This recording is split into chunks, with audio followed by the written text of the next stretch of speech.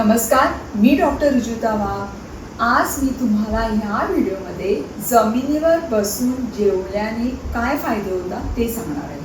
जमिनीवर बसून आपण जेव्हा जेवतो तेव्हा साहजिकच मांडी घालतो. मांडी घातल्याने अर्ध पद्मासनाची स्थिती आपण निर्माण करतो.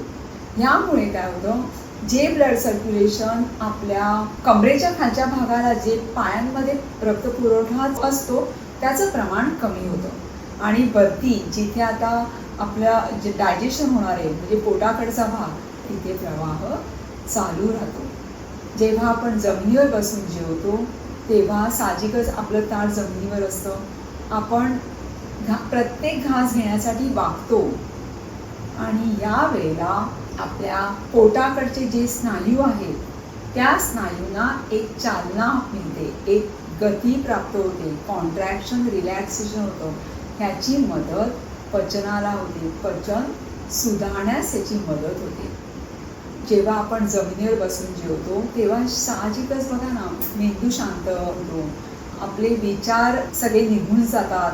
आपण आपलं पूर्ण लक्ष आपल्या जेवणावर केंद्रित करू शकतो. बघा, जे वेगस नर्व्स आहेत, पोटाकडून मेंदूकडे काही नर्व्स जातात. ते वेगस नर्व्स आपल्याला आपली भूक आणि आपलं जेवण हे समतोल राखतात.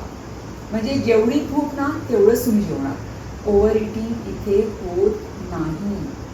म्हणजे साहजिकच तुमचं वजन आटोक्यात राहण्यास मदत मिळते. म्हणजे तुम्ही, आपण म्हणतो ना की ओबेसिटी झाली आहे, जास्त वजन वाढले, ते सगळं अगदी कंट्रोलमध्ये राहतं.